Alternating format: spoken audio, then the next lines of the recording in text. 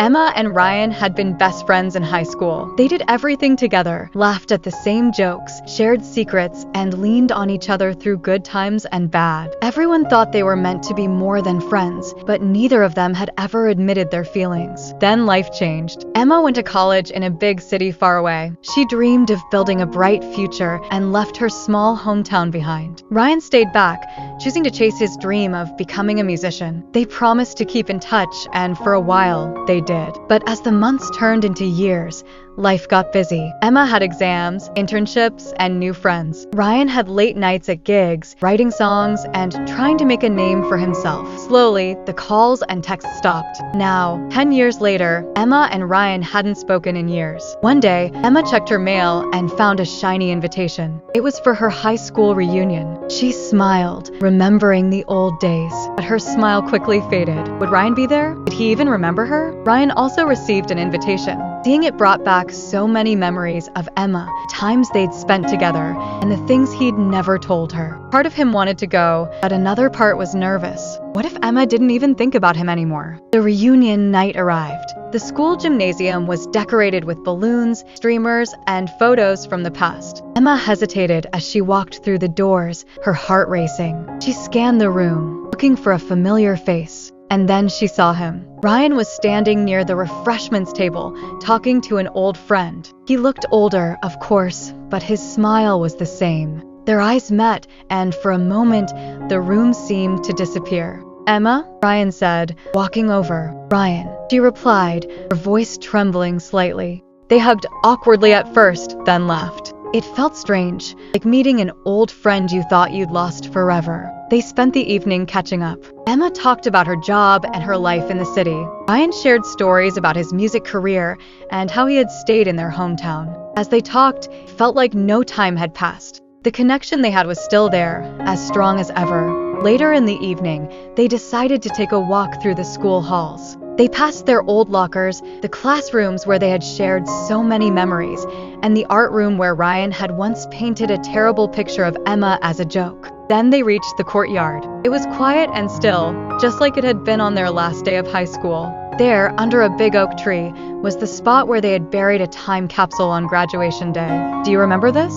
Emma asked. "Of course," Ryan said. "We said we'd come back someday to open it." "Well," Emma said with a smile, "how about now?" They found a small shovel in the school's maintenance shed and carefully dug up the time capsule. It was a metal box, rusted but still intact. With excitement and a little nervousness, they opened it. Inside were small objects that held big memories. A photo of their friend group, a mixed CD Ryan had made for Emma, a bracelet Emma had given Ryan, and a letter from each of them to their future selves. They laughed as they looked through the items, each one bringing back a story. But then, Emma pulled out something neither of them had expected. It was an envelope with the words, "To the one who got away," written on the front.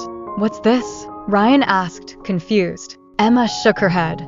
"I don't know. I don't remember writing it." They opened the letter and began to read it together. The words were full of emotion. The letter talked about unspoken feelings, about wanting to say something but being too scared. It talked about regrets and wondering what could have been. As they read, they realized it wasn't written to a stranger or an unknown future love. The letter was about them. Emma felt her heart race. "Did you ever feel that way?" she asked softly. Ryan looked at her, his eyes full of emotions he had kept buried for years. "I did," he admitted, "but I didn't think you felt the same." Emma smiled, tears in her eyes. "I thought the same about you." For a moment, they just stood there, holding the letter and looking at each other. The years they had spent apart melted away, and they were just Emma and Ryan again. The Emma and Ryan who had always cared for each other, but never said it out loud. But life wasn't as simple as it had been back in high school. "We're not teenagers anymore," Emma said. "Things are different now." Ryan nodded. "Yeah, but that doesn't mean we can't figure it out." They talked about their lives, their dreams, and their fears. They knew love wasn't enough on its own. They would need to work together to build a future. Emma wanted to keep growing her career in the city, but she also wanted a life that felt meaningful. Ryan was still chasing his music dream, but realized he needed stability too. They made a promise that night, not just to see where their love could go, but to build a life together. A life where they could pursue their dreams without losing each other. "We need a plan," Emma said. "Yeah," Ryan agreed. We need to make sure we're building something that lasts, something stable. As they walked away from the school, hand in hand, they felt hopeful. They knew it wouldn't be easy. Love would take work, patience, and sacrifices. But they also knew they were ready to face those challenges together. Their story wasn't over. It was just beginning. What about you? Do you think love can survive the test of time? How do you balance following your dreams with building a future with someone you love? What sacrifices are you willing to make for the person you care about most? Emma and Ryan's story is a reminder that love isn't just about feelings. It's about effort, commitment, and building something real. Are you ready to build your future? Learn how to achieve financial freedom and create a stable, happy life with the ones you love. Click the link below to get started today.